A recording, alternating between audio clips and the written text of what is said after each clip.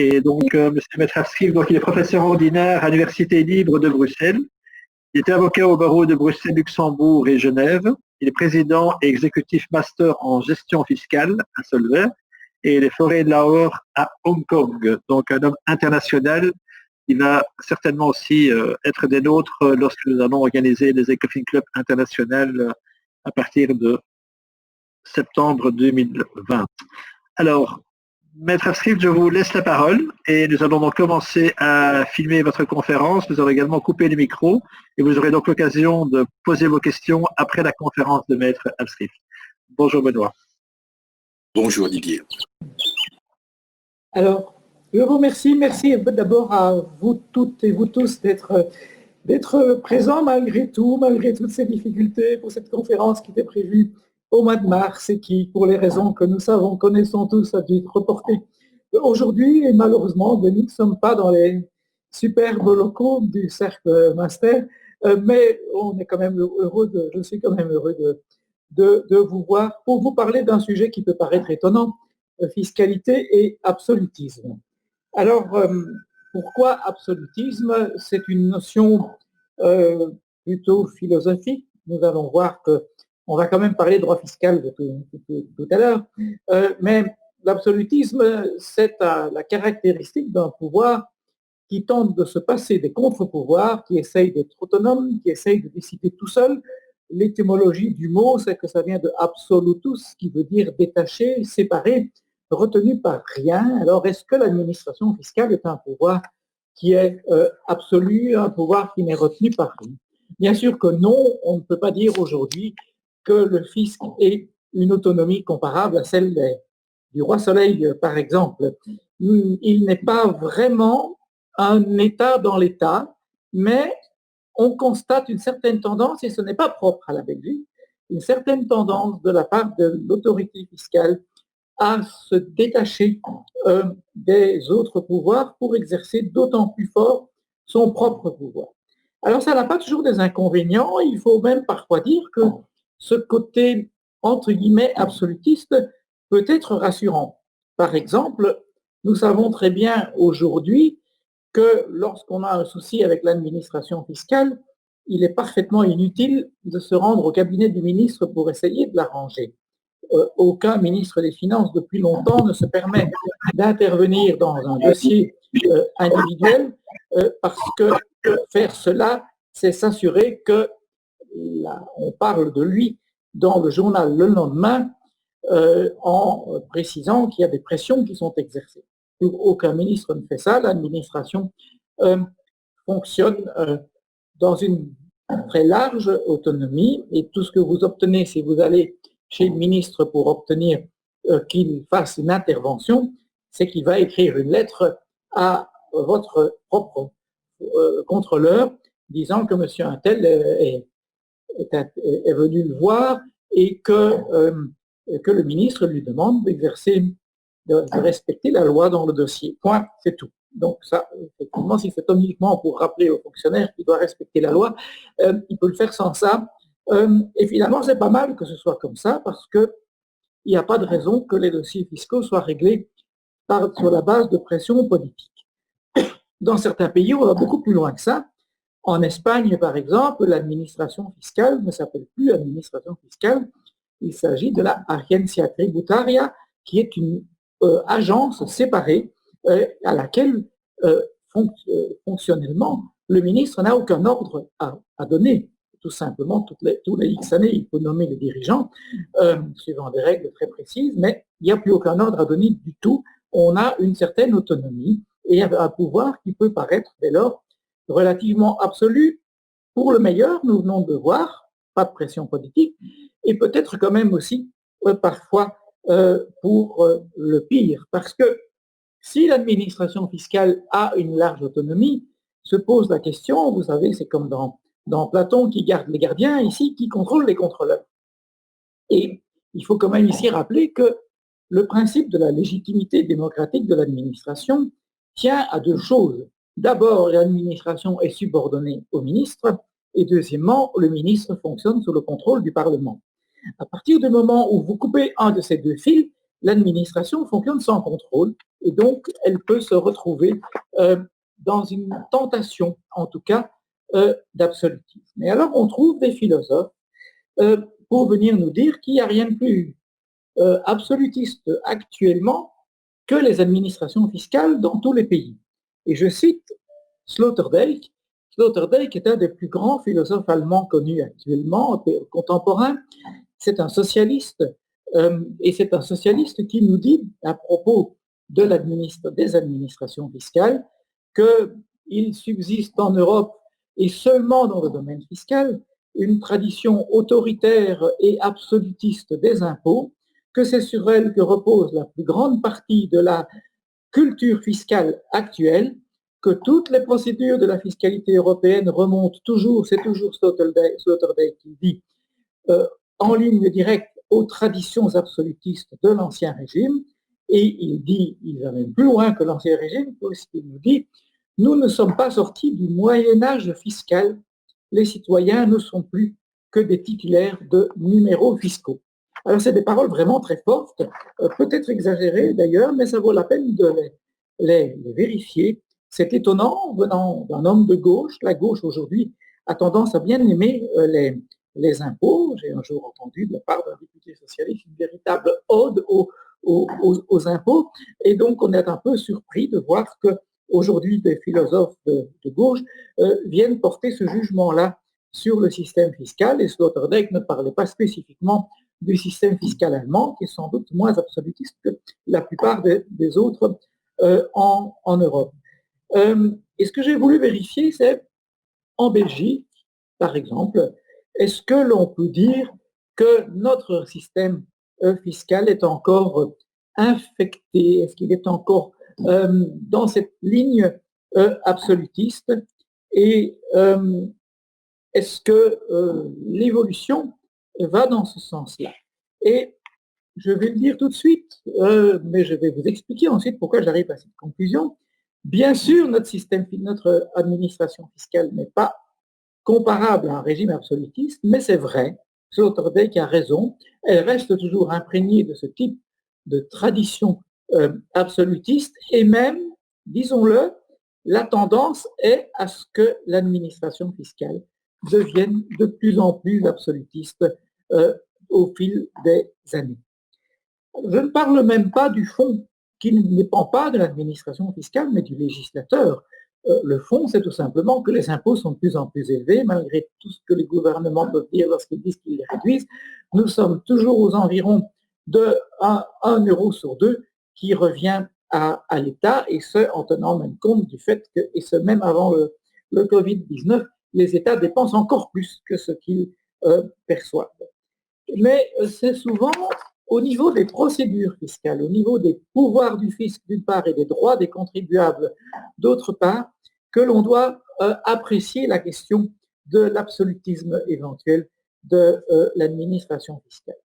Et là, on doit bien constater que beaucoup de ces pouvoirs sont en conflit direct avec les droits des individus, avec les droits des contribuables, et que ce conflit a tendance à s'aggraver au cours des années. Alors, je ne vais pas faire le catalogue de tous les pouvoirs de l'administration fiscale, en une demi-heure, c'est quand même difficile, mais je vais prendre ceux qui sont les plus caractéristiques, ceux où l'on peut dire que la ressemblance avec les agents du roi qui se rendaient chez les malheureux contribuables sous l'Ancien Régime et qui ouvraient toutes les portes, cassaient toutes les portes, est la plus ressemblante. Eh bien, je vais citer quelques exemples où l'on peut se dire, à tout compte fait, il reste quand même quelque chose de cela dans les pouvoirs qu'aujourd'hui, plus que hier d'ailleurs, qu'aujourd'hui l'administration fiscale s'arroge, ou même dans les pouvoirs qu'elle avait et qu'elle n'utilisait auparavant pas, mais qu'aujourd'hui elle utilise de plus en plus fréquemment. Alors prenons au premier exemple, est-ce que le fisc peut rentrer chez vous? Tout simplement, est-ce qu'il a accès à vos locaux? Vos locaux, c'est d'abord vos locaux en tant qu'entreprise, et puis même, est-ce qu'il peut aussi entrer chez vous dans votre salon, dans votre chambre à coucher? Est-ce que l'administration fiscale peut rentrer dans votre domicile? En principe, nous avons des garde-fous qui sont dans la Constitution. C'est l'article 15 de la Constitution qui prévoit que l'accès au domicile est inviolable, sauf les cas qui sont prévus par la loi. Et l'on dit que cela ne concerne pas seulement le domicile des personnes physiques, ça peut aller plus loin, ça peut concerner aussi le domicile des sociétés ou l'endroit où vous travaillez, etc. Et puis nous avons l'article 22 de la Constitution qui garantit le respect de la vie privée. En tout cas, quand on rentre chez vous, ou même quand on entre dans votre bureau mais qu'on a accès à vos mails, y compris vos mails privés, on peut se poser des questions. Est-ce que l'administration fiscale respecte bien les règles? Est-ce qu'elle ne se comporte pas comme une police de l'ancien régime? Est-ce que la protection des articles 15 et 22 de la Constitution ou de l'article 8 de la Convention européenne des droits de l'homme, qui dit plus ou moins la même chose à propos de la vie privée, est-ce que cette protection est suffisante, sachant que, comme pratiquement toutes les dispositions constitutionnelles et toutes celles de la Convention européenne des droits de l'homme, à très rares exceptions près, il y a toujours des exceptions. Les exceptions, c'est que ce soit nécessaire dans une société démocratique au bien-être économique du pays, par exemple, ce qui est le genre de critère que l'administration fiscale pourrait utiliser. Eh bien, nous avons un article 319 dans le Code des impôts sur les revenus, article 319 qui dit que les agents de l'administration ont accès à tous les locaux professionnels, à tous les locaux où s'exerce une activité, pendant toutes les heures dans lesquelles cette activité s'exerce, et ce, pour vérifier d'abord s'il y a une activité qui s'y exerce. Est-ce que vous n'avez pas chez vous un atelier où vous faites travailler des gens qui travaillent au noir? Ça paraît quand même quelque chose que l'administration peut légitimement vérifier. Elle peut aussi vérifier est-ce qu'il y a quelqu'un qui travaille sur place, et elle peut aussi vérifier, et là ça devient plus loin, peut vérifier vos livres et documents. En étant très flou, dit le texte livres et documents, en général quand on parle des livres et documents, c'est les livres et documents comptables, c'est les livres et documents qu'on est obligé de tenir. Mais on ne dit pas qu'on n'a accès qu'à ces livres-là, qu'à ceux qu'on est obligé de tenir. C'est assez logique qu'on doit montrer ses factures à l'administration fiscale. Si on a émis des factures, il est logique qu'on doit les montrer, mais qu'on doit montrer aussi tous les documents que l'on a. Est-ce que l'administration peut entrer chez vous pour ouvrir les armoires, ouvrir les tiroirs, commencer à se demander tout ce qu'il y a chez vous et trouver peut-être aussi des lettres privées que vous avez adressées à quelqu'un que vous aimez bien. Est-ce que l'administration a ce pouvoir-là? Est-ce que l'article 319 vous permet de le faire? Ce qui lui permet de le faire. Ce qui revient à se dire, est-ce que l'administration fiscale a le même pouvoir que le juge d'instruction? Le juge d'instruction qui peut faire des perquisitions. Ça, nous le savons très bien. Il y en a tout dans les journaux, il y a tous les jours quelque chose sur les perquisitions, sauf un tout petit peu moins pendant le Covid-19, pendant le confinement, mais les perquisitions, on entend ça tout le temps, ce sont des pouvoirs donc, que possèdent les juges d'instruction, que la police n'a pas sauf en cas de flagrant délit, que les juges d'instruction possèdent en revanche lorsqu'ils sont légitimement saisis, et ils peuvent charger la police ou même venir eux-mêmes pour faire une fouille complète chez vous, dans votre domicile, à votre bureau, etc. Est-ce que l'administration fiscale peut faire la même chose? Eh bien, figurez-vous qu'il existe un arrêt de la Cour constitutionnelle qui est relativement récent, 2017, qui a abordé la question et qui, à longueur de page, nous explique non, l'administration fiscale n'a pas la même chose qu'un pouvoir de perquisition. Elle a un droit de visite. Alors, je ne sais pas pourquoi, la plupart des décisions de jurisprudence sur cette question des visites fiscales sont en langue néerlandaise, et donc on en a fini par parler à propos du droit de l'administration de visiter les lieux. On ne parle plus que de visitas recht. Bon, traduisons-le par droit de visite. Et la Cour constitutionnelle nous dit de façon très docte, c'est pas la même chose que des perquisitions. Bon, mais d'accord, mais concrètement. Alors la Cour nous dit, il y a deux différences qui sont vraiment fondamentales. Un, l'administration peut faire ça sans mandat d'un juge d'instruction. Ah ben oui, d'accord, ça c'est plutôt une protection en moins, elle peut le décider de son propre chef. Deux, l'administration, contrairement à un juge d'instruction, ne doit pas motiver sa décision. Quand un juge d'instruction décide de vous envoyer la police pour fouiller de compte en comble votre domicile et vos bureaux, il doit quand même motiver. Dans la pratique, la motivation est parfois assez limitée.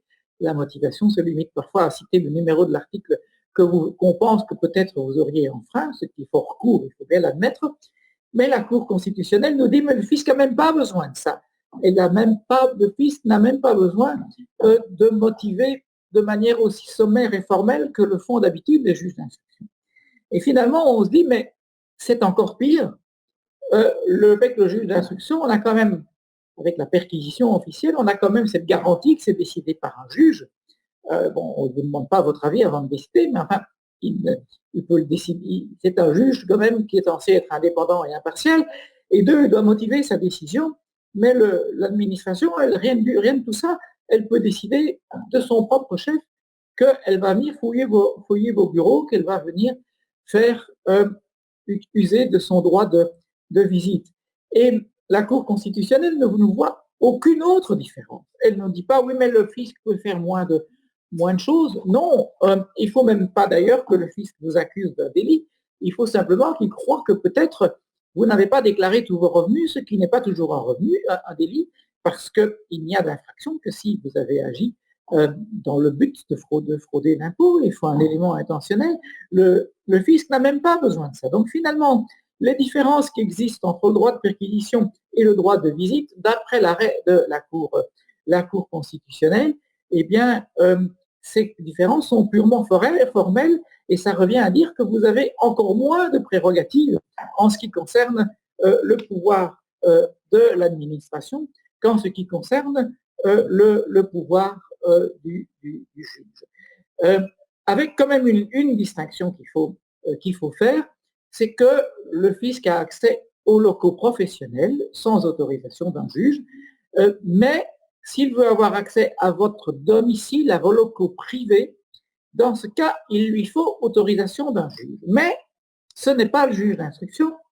On a prévu, puisqu'il fallait quand même bien que ce soit un juge, on a prévu, et ça n'a rien de péjoratif à l'égard des personnes en question, on a prévu le niveau le plus bas de la hiérarchie judiciaire. On a prévu que c'était le juge de police qui était compétent pour attribuer à l'administration le droit d'avoir accès à vos locaux. Alors bien sûr, il statue sur simple requête de l'administration, il statue sur la demande écrite de l'administration, mais il ne vous demande pas votre avis avant.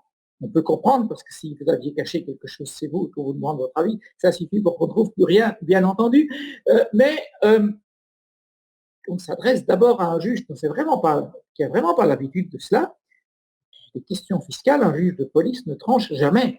Tout simplement, le juge de police, il a 90% de son activité qui est consacrée aux accidents de la route, tout simplement, et aux infractions de roulage. Et donc, on n'a pas vraiment choisi le juge qui a la plus grande spécialisation dans le domaine, et en plus, il statue sur requête. Et donc, le résultat, c'est qu'il est relativement facile pour l'administration, dès le moment où sur requête, elle peut se dire qu'elle pense peut-être légitimement que vous avez commis une infraction fiscale, que l'administration obtienne cette autorisation. Alors tout ça n'est pas nouveau. L'administration, depuis très longtemps, depuis 62, a le droit, 64, a le droit de procéder à des visites dans des entreprises, mais il n'y a qu'une bonne dizaine d'années qu'elle y recourt de manière assez systématique avec l'inspection spéciale des impôts. Ce sont des choses qui arrivent très fréquemment et bien entendu, sans vous prévenir, vous voyez débarquer à un certain moment un certain nombre de fonctionnaires, souvent un grand nombre, qui investissent vos bureaux. L'administration utilise effectivement ce pouvoir et beaucoup plus souvent qu'on pourrait le croire. Alors, on va être quand même de bon compte, il est beaucoup plus rare que l'administration demande l'accès à des locaux privés, mais c'est quelque chose qui n'existait pratiquement jamais encore il y a 5-6 ans. Aujourd'hui, ce sont des choses que l'on voit quand même dans un certain nombre d'affaires, en général relativement importantes, où l'administration obtient du juge, sans beaucoup de difficultés, il faut bien le reconnaître, du juge de police, le droit d'avoir accès à vos locaux privés. Alors après, il y a une controverse quant à la question de savoir, tant dans les locaux privés que dans les locaux professionnels, qu'est-ce que l'administration peut faire? Parce que là-dessus, la Cour constitutionnelle n'a pas pris une position tout à fait formelle. Elle a l'air de nous dire qu'il y a très peu de différence, c'est comme si c'était une perquisition. Les juges du fond sont un petit peu plus circonspects et il y en a qui vous disent elle peut tout faire. Elle peut ouvrir les armoires, les tiroirs, prendre tous les papiers, même si ce n'est pas des papiers qui sont liés à l'activité professionnelle, elle peut le faire. D'autres vous disent non, si tout ce qui est accessible, tout ce qu'elle peut voir sans devoir ouvrir des tiroirs ou des armoires, elle peut regarder, elle peut prendre note, elle peut prendre copie. Par contre, si c'est fermé à clé, elle n'a pas accès. Et s'il y a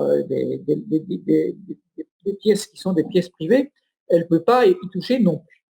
La jurisprudence est très, très divisée et on n'est pas du tout certain aujourd'hui de la solution qui va être apportée à ces questions, mais j'ai personnellement déjà vu dans des dossiers l'administration fiscale qui débarque et bien entendu, en général, les contribuables qui ne s'attendent pas à avoir ce genre de visite, ils se sentent un petit peu pris, ils laissent tout faire, et puis on voit que l'administration trouve des extraits de compte étrangers dans le sac d'une dame qui était justement là ou qui y travaillait, et bon, ce n'était même pas l'objet de l'enquête, mais on trouve quand même, et en attendant, ça a des conséquences. Donc, il faut se méfier, ce genre de choses peut arriver et être important. Alors, on trouve même des décisions qui disent si l'administration arrive dans votre entreprise, elle n'a pas le droit d'entrer contre votre gré.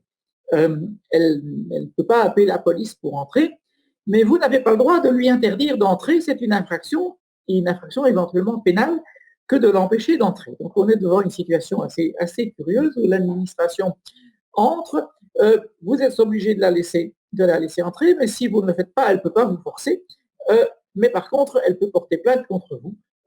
Et si elle entre, bien sûr, à ce moment-là, elle va faire un procès verbal et elle va noter que vous l'avez laissé entrer, ce qui va valider les constatations qu'elle fera, éventuellement les saisies.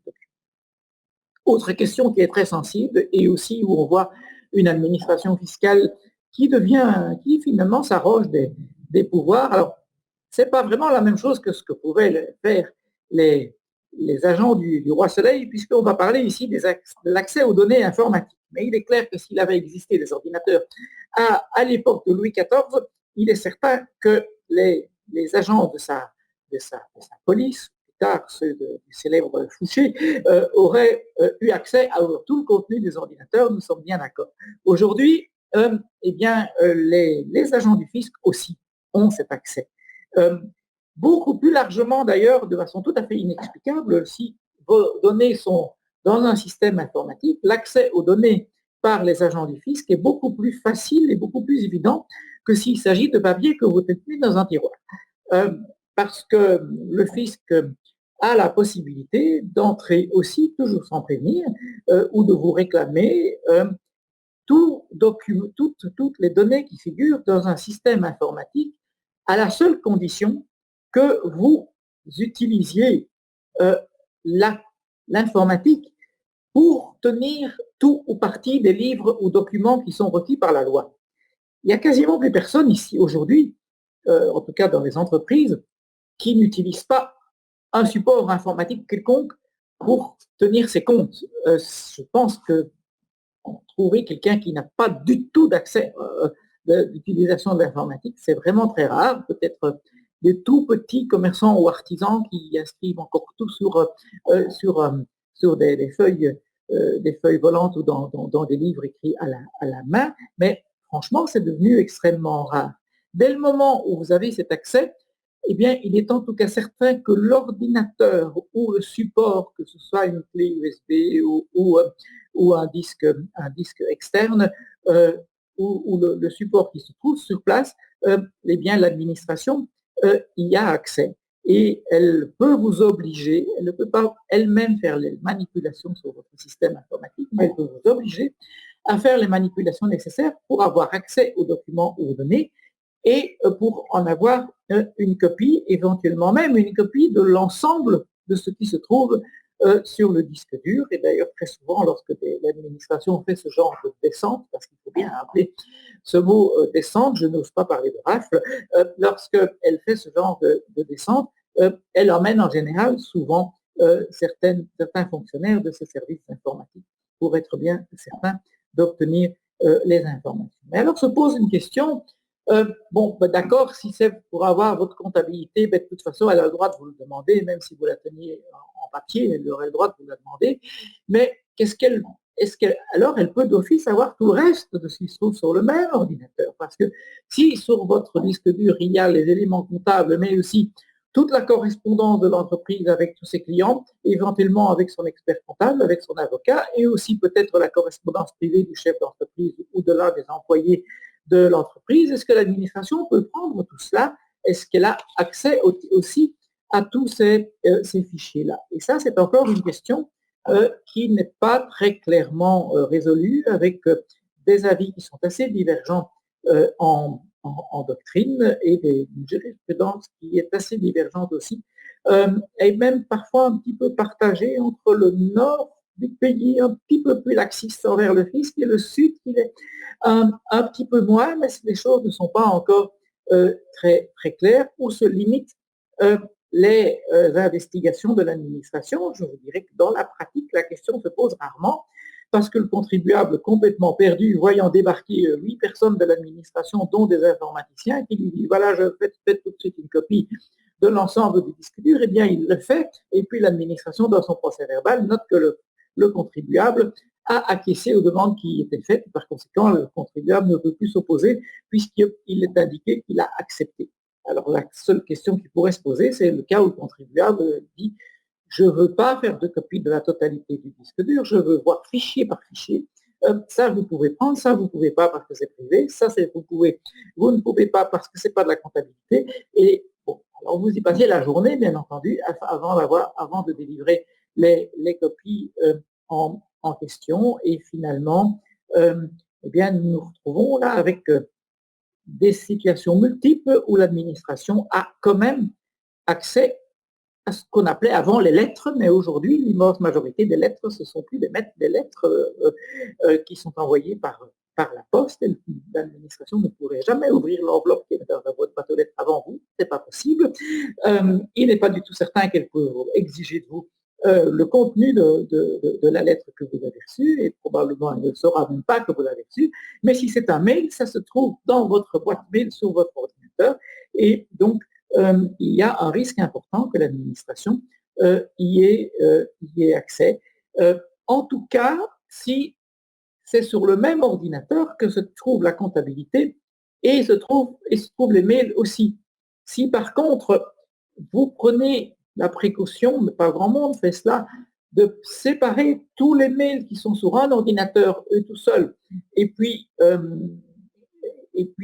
la comptabilité dans un ordinateur séparé, vous pourriez alors, à mon avis, dire à l'administration, voilà, je vous donne toute la copie de tout ce qu'il y a dans mon ordinateur comptable. Je veux dire, le reste, ça ne vous regarde pas, ce n'est pas votre problème, je ne vous le donne pas. Si vous voulez un contrat que j'ai conclu, vous n'avez qu'à me demander ce contrat-là et je vous le donne. Tout cela suscite en outre, mais je n'ai pas le temps de donner dans le détail aujourd'hui, des difficultés lorsque le document qui se trouve dans les fichiers dont l'administration a pris copie concerne des données qui sont soumises au secret professionnel, de la correspondance avec votre expert comptable, votre avocat, votre notaire, etc.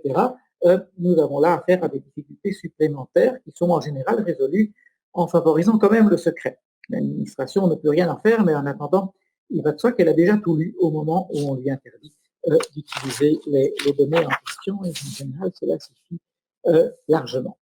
Alors, dernier point que j'aborderai pour rester quand même dans les limites qui me sont imparties au niveau temps, il y a cette question de la séparation entre l'enquête pénale et l'enquête fiscale. Lorsque les faits sont relativement graves, il peut arriver que l'administration porte plainte au pénal, et donc elle veuille à la fois vous taxer, elle vous envoie un avertissement, c'est très drôle, et puis elle veut aussi qu'il y ait des poursuites d'ordre pénal. Et puis se pose la question de savoir Qui va mener l'enquête, le fisc ou la justice? Et nous avons une procédure un peu complexe qui s'appelle una via, qui signifie il y en a un qui doit en être chargé et pas les deux en même temps. Tout ça est assez raisonnable. Le problème, c'est que pour décider, il y a une espèce de concertation qui se fait entre l'administration fiscale et la justice, le parquet en l'occurrence. Sachant que c'est le parquet qui décide de toute façon. Mais en attendant, l'administration fiscale a son mot à dire dans la plainte qu'elle a elle-même introduite, ce qui pose un double problème, parce que d'une part, vous avez un plaignant qui se mêle du sort de sa propre plainte, ce qui n'arrive normalement pas. Si on vous vole votre voiture, vous n'allez pas aller participer aux discussions des policiers entre eux pour savoir ce qu'on va faire pour trouver le voleur. Ça ne fonctionne pas comme ça. Deuxièmement, il y a un problème de séparation des pouvoirs. Si l'on permet aux agents du fisc de se mêler de la manière dont la procédure judiciaire est menée envers vous, eh bien, la séparation des pouvoirs n'est plus respectée. On a des gens qui font partie de l'exécutif qui s'occupent d'actions judiciaires, et c'est une entrave, à mon sens, importante au droit de la défense. Et donc, on a des difficultés qui se présentent à ce niveau-là, et puis un changement aussi même au niveau de la décision judiciaire qui sera rendue en finale. Vous avez le droit, comme tout justiciable, que la décision judiciaire prise tant sur la question de savoir si vous devez des impôts ou pas, que quant à la question de savoir si vous avez commis un délit de fraude fiscale ou non, vous avez le droit que ce soit une décision prise par un juge indépendant et impartial. Et ce droit, il vous est consenti, il vous est laissé sans aucune discussion, mais on a décidé depuis 2019, donc c'est une loi toute récente de l'année passée, que dorénavant, la décision, même pour ce qui concerne le débat d'ordre fiscal, est-ce que les impôts étaient dus ou pas, s'il y a une procédure pénale, c'est le juge correctionnel qui prendra la décision, même s'il a décidé de vous acquitter. C'est donc le juge pénal qui statue. Ce qui peut paraître étonnant, parce qu'on a pris la peine en Belgique, depuis une bonne vingtaine d'années, de faire en sorte qu'on ait des tribunaux fiscaux qui sont composés de magistrats spécialisés, qui sont des fiscalistes, qui ont passé l'examen de la magistrature dans la rubrique droit fiscal. Et donc, les juges fiscaux qui jugent sur les litiges civils fiscaux sont des magistrats spécialisés.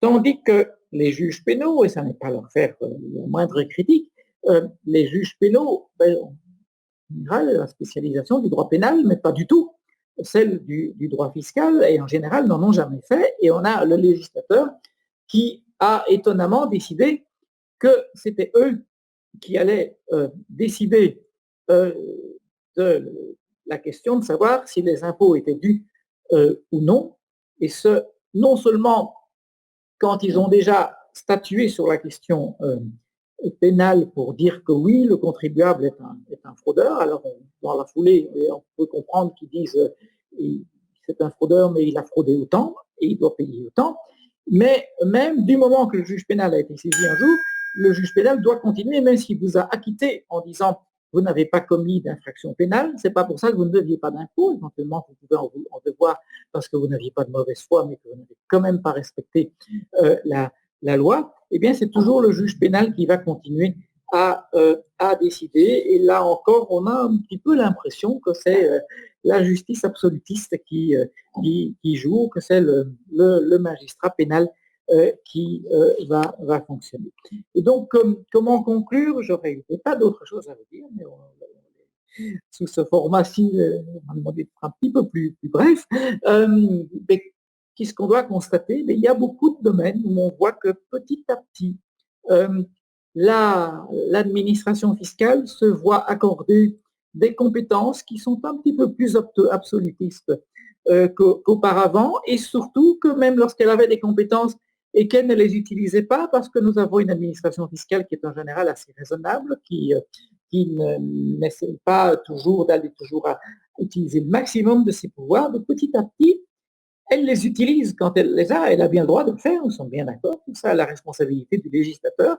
Si on permet assez facilement au fisc d'avoir accès aux locaux de mener des quasi-perquisitions, même si elles s'appellent des droits de visite, eh bien, c'est pas la faute du fisc. Le fisc fait ce qu'on lui permet de faire. Simplement, il le fait de plus en plus souvent, mais la responsabilité finale incombe aux législateurs. Voilà, je suis à votre disposition pour répondre à vos questions. Voilà, merci pour votre intervention, M. Afschrift. Quand on parle de droit de visite, ça fait penser un peu à la prison, donc c'est un peu inquiétant. Donc, voilà, oui, oui. C'est parfois le premier élément qui mène à la suite, effectivement. Voilà, je ne sais pas, est-ce qu'il y a des questions pour M. Afschrift?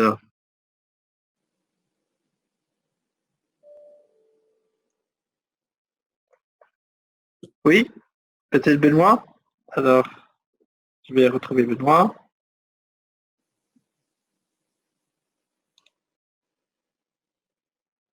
Il a fermé son micro. Ah. Je n'entends pas.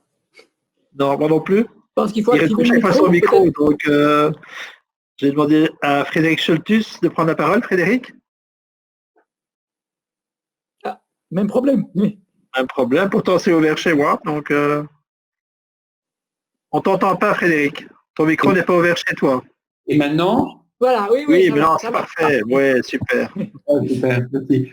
Merci beaucoup, Maître Afschrift. Moi, j'avais une question plus particulièrement sur les informations en fait, que les contribuables peuvent laisser sur les médias sociaux ou utilisant parfois des outils de géolocalisation et ce genre de choses, parce que c'est des choses aujourd'hui qui, de manière par inadvertance, on ne fait pas attention, mais son iPhone est connecté sur tout.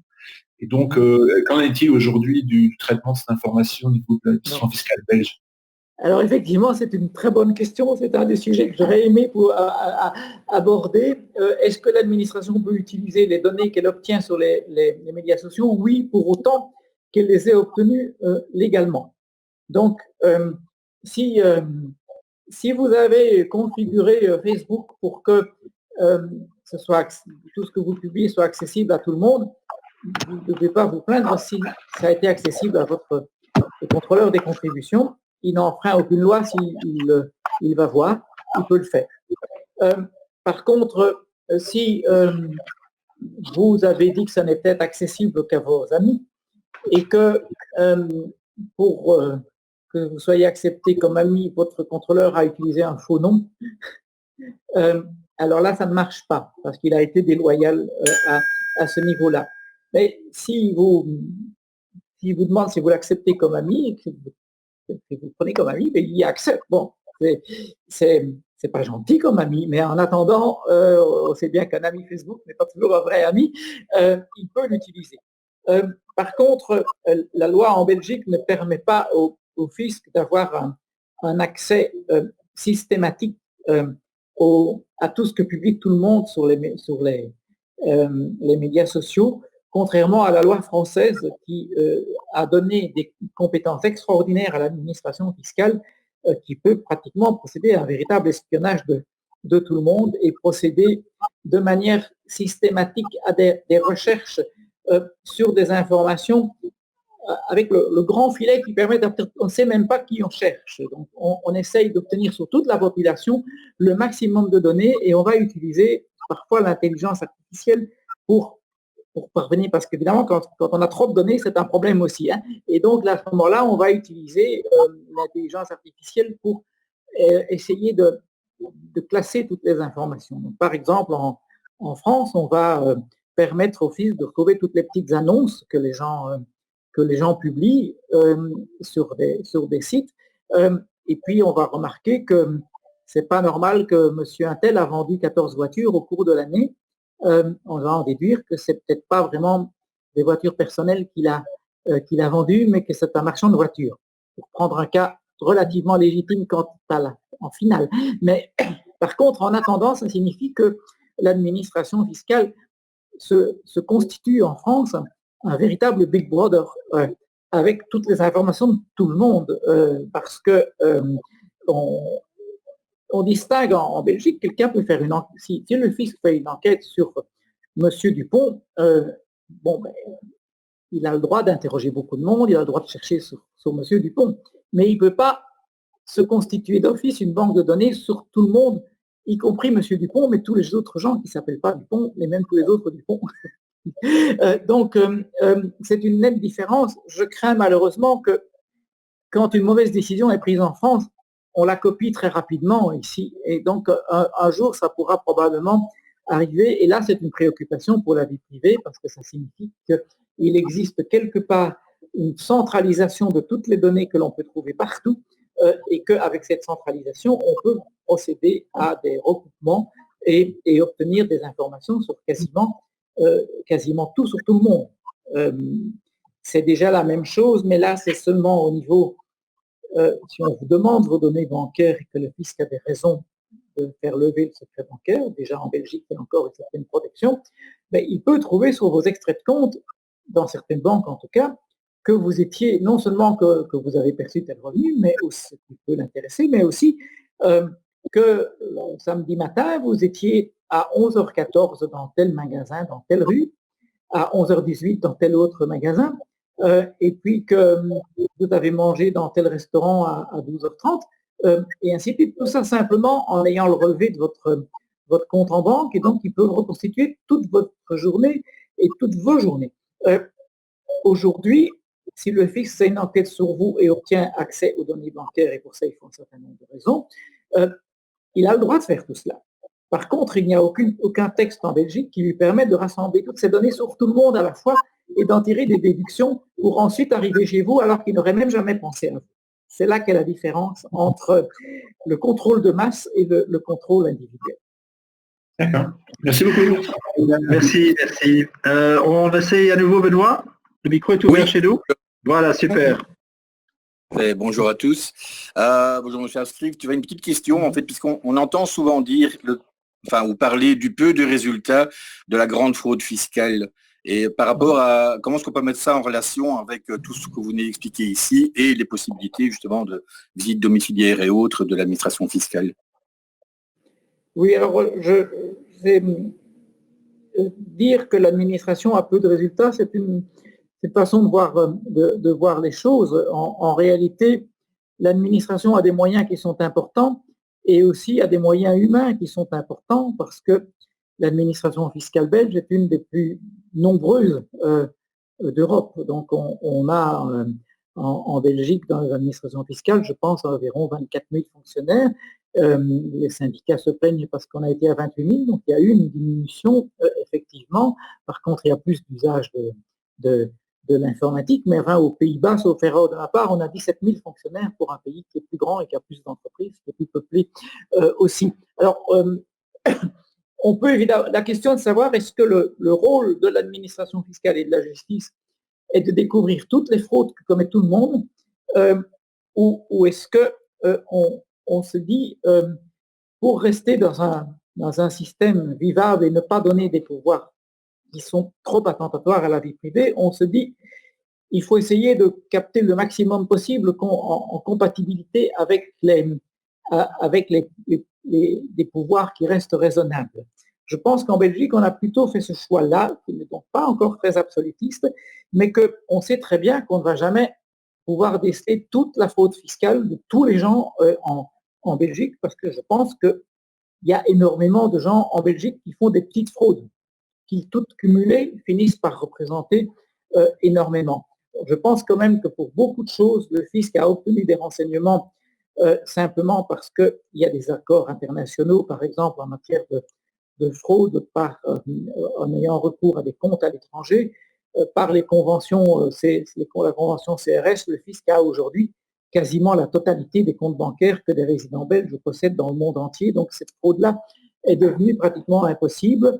Pour le reste, il y a quand même un filet assez étroit de l'administration fiscale quant aux contrôles qui sont possibles, mais on peut toujours imaginer qu'on peut faire plus. Il y a un projet qui est dans les cerveaux de certains fonctionnaires et de certains hommes politiques, y compris du ministre des Finances actuel, qui est de centraliser les factures. Alors l'idée, au départ, c'est on va cesser de faire des factures en papier. Ça coûte cher, c'est pas pratique, c'est pas écologique, tout ce que vous voulez. Donc on va essayer ou imposer à terme que toutes les factures soient électroniques. Et tant qu'on y est, autant que toutes les factures passent par un point central. Point central, évidemment, sous le contrôle de l'État. Et donc, à ce moment-là, il n'y a plus de possibilité, à moi de ne pas faire de facture, évidemment, mais il n'y a plus de possibilité de cacher des choses qu'on a facturées, ou même de cacher des choses qu'on s'est fait facturer, mais qui révèlent que vous avez acheté des marchandises, donc que vous les avez vendues. Le fisc sait tout, puisqu'il lui suffirait de se connecter à cette banque de données centrale pour avoir accès à la totalité. Tout cela sans engager un seul fonctionnaire de plus et sans faire des contrôles invasifs chez les gens.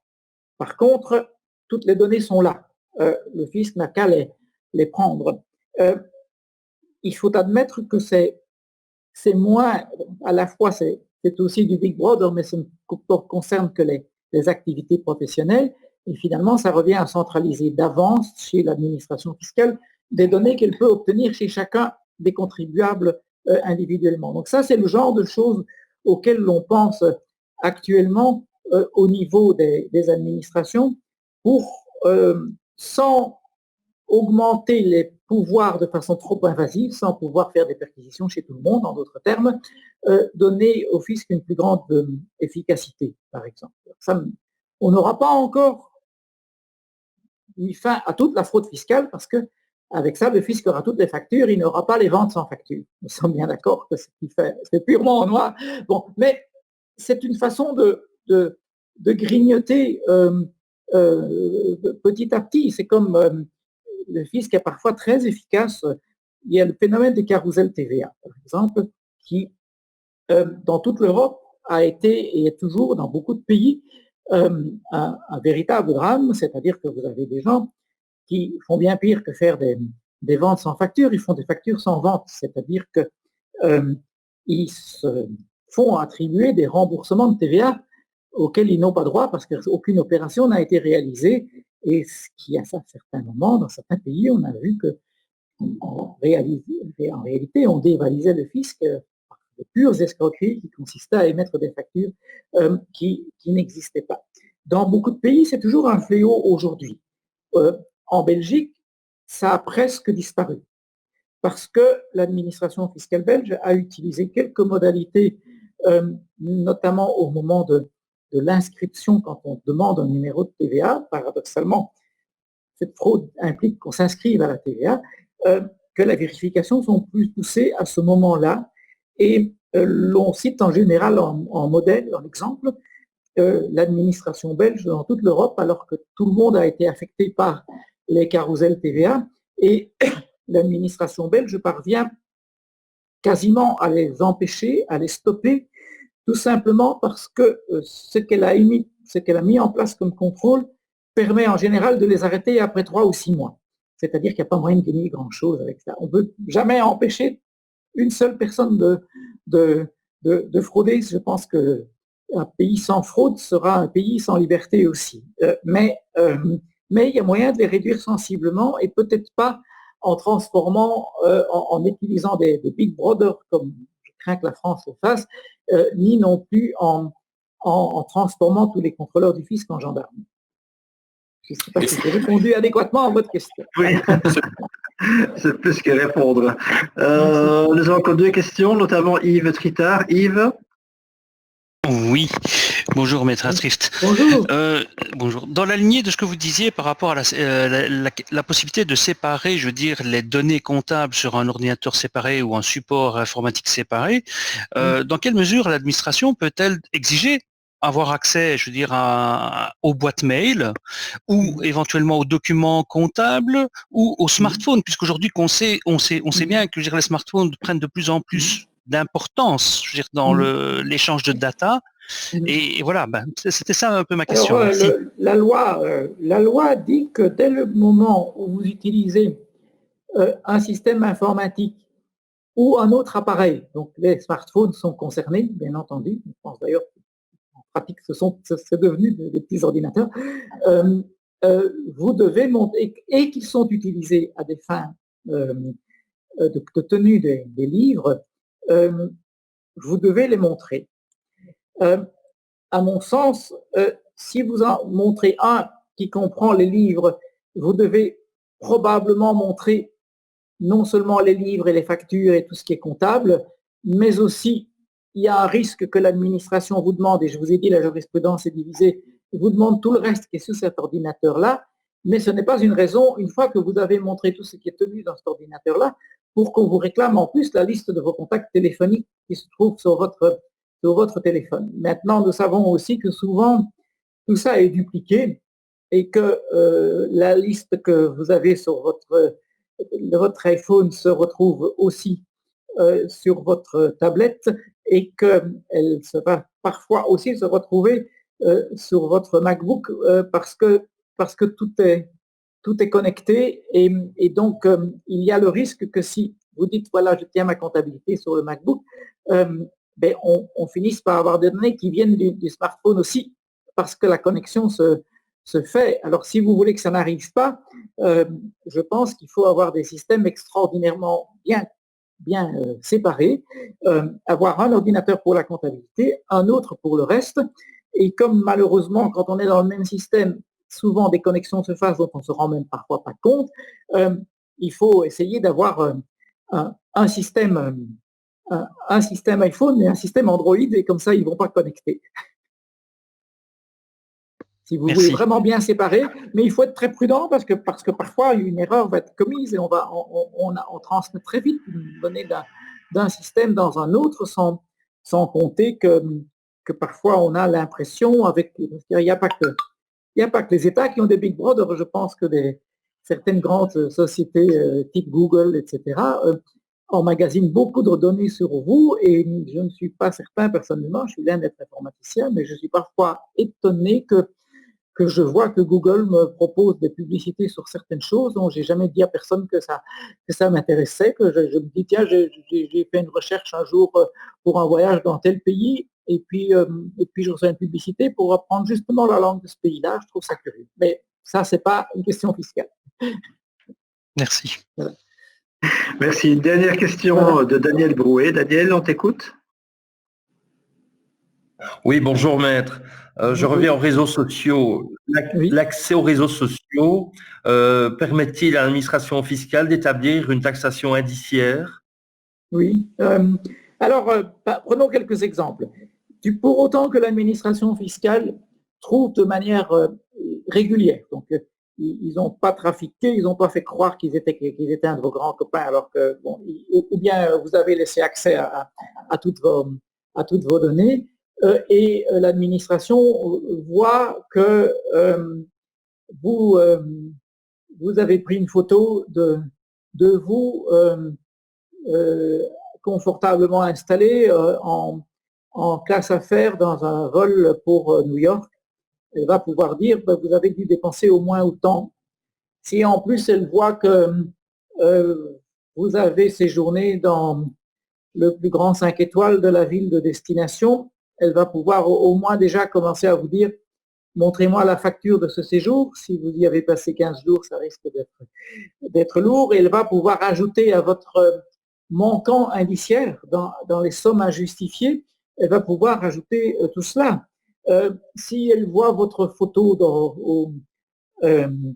quand vous êtes sur la terrasse de votre chalet en Suisse et que vous mettez comme légende dans mon chalet à Gstaad, par exemple, l'administration va dire vous avez peut-être bien un chalet, mon chalet, il y a des chances que ce soit le vôtre dont vous êtes propriétaire. Elle pourrait vous le demander, elle pourrait même écrire à l'administration suisse parce que les renseignements vont fonctionner dans ce cas-là. Monsieur Attel a ce chalet, l'administration va répondre oui, depuis quand? Ah, il l'a acheté en 2015, bon, c'est il y a moins de 7 ans, alors on vous écrit avec quoi avez-vous acheté ce chalet pour le prix de autant que l'administration fiscale suisse m'a communiqué? Et donc vous voyez qu'en partant de données qui ont l'air bien inoffensives, des données sur les réseaux sociaux, l'administration va pouvoir de proche en proche vous poser des questions qui sont extrêmement dérangeantes et qui peuvent aboutir à des rectifications fiscales colossales. Si votre chalet vous a coûté 2 millions de francs suisses qui venaient d'un compte qui était non déclaré depuis des années, je vous plains parce qu'on est parti déjà là pour 2 millions de de taxation en taxation indiciaire, manquant indiciaire, et pour le justifier avec un compte où il y avait peut-être 10 millions, vous êtes vraiment mal parti. Merci. Voilà, merci pour toutes vos questions. Merci à tous nos participants. Un tout grand merci à Maître Thierry Amschrift d'avoir été des nôtres ce midi. On peut vous applaudir, vraiment, c'est super bien. Merci. Voilà. On mettra également donc sur YouTube votre conférence avec votre accord, bien évidemment. Nous, on se retrouve demain chez Ecofin le matin à 9h30 avec Vincent Vanage, qui était champion du monde, gardien de l'équipe nationale belge de hockey et qui prépare les Jeux Olympiques. Enfin, on espère qu'ils auront lieu l'année prochaine. Et donc, il viendra faire un petit peu son compte rendu par rapport à sa victoire et à tout ce qui se passe au niveau du monde du hockey et du business et du sport. Et ensuite, nous aurons Madia Velonis qui nous parlera également du monde digital entre l'heure du midi. Voilà, un tout grand merci à vous tous. Une excellente après-midi et que tout se passe bien chez vous. Merci, à bientôt. Au revoir.